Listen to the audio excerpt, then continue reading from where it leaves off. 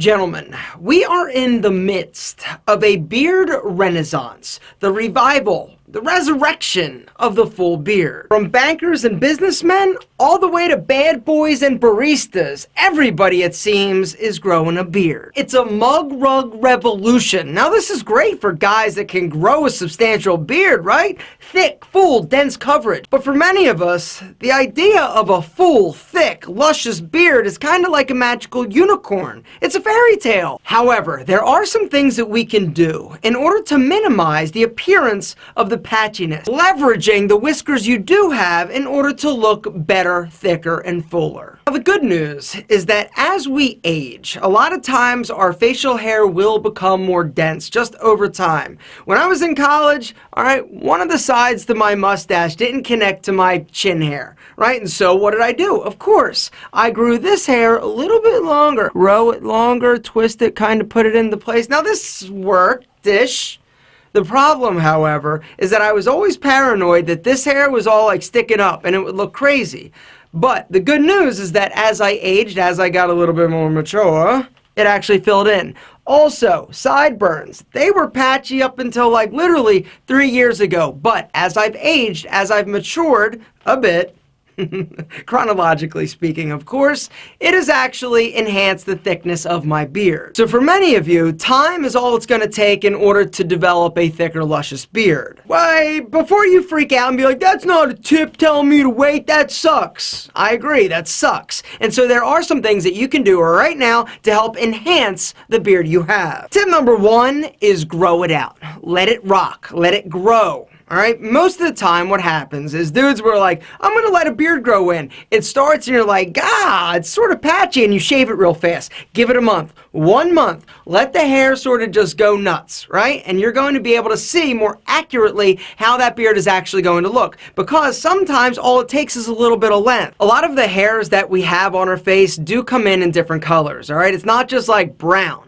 A lot of times you're going to have blondes, reds, all different shades. Because there's some dudes that are like, yo, I have blonde hair, my beard grows in and it's red. And that's one of the great mysteries about beards. Facial hair is a totally different animal than the hair on your head. But let it grow, gentlemen. 1 month, then analyze. Tip number 2 is brush your beard. Okay, this isn't actually a beard brush. This is for my shoes. This is made of horsehair. Beard brushes look like this. Typical beard brushes have a wood handle and boar's hair bristles. Beard brushes are incredibly easy to find online. They're also not very expensive. On average, they're going to be around $10, which is a great deal for something that's going to help your beard be more luscious and full. The way that it works is that you can actually, and this is for my shoes, kiwi, anyway, whatever. I don't have one, but I might get one after this video because I feel funny using a brush that I use on my shoe on my face. Anyway, this is for you. Listen up. What you do, brush your beard, morning, evening. What you're going to do is help train that hair to actually lay and grow in a specific way. Now, if you've got a bald spot or a patch that's a little bit less than hairy, you can actually try and brush those hairs in a different direction and drastically reduce the appearance of those patchy areas. It's kind of like camouflage. Look at this. It's a cute comb. It won't focus on that, but this is a little comb, right? Not for your hair. It's more for stashes, right? Can you use this on your beard? Yes, but the brush, the boar's head bristle brush, is going to do a much better job. This for stash, this for beard. When that month passes, you look in the mirror and you're like, dude, I'm still patchy.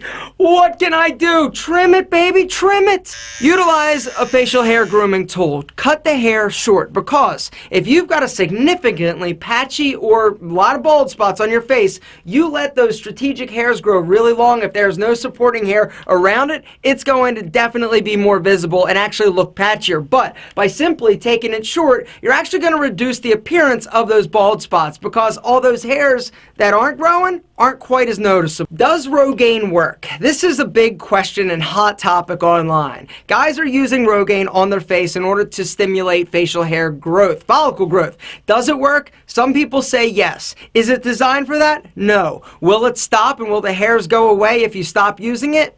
Chances are they will, but there hasn't been a lot of long-term research in order to 100% rule in or out the use of Rogaine on bald spots. A lot of time, it just boils down to time and genetics. Some people are never going to have a beard, unfortunately. Do they have facial hair transplant surgeries now? Yes. Would I recommend them? Absolutely not, because I think that's ridiculous. Dude, beards, trust me, they're going out. Like, another 2 years, you're not going to see any of this. I'm telling you, everything is cyclical, trust me. In like 3 years, clean shaven's gonna be like the new beard. And then all you dudes with patchy beards are gonna be like, whatever, who cares? I'm finally able to grow it now? And this goes out of style? This is ridiculous.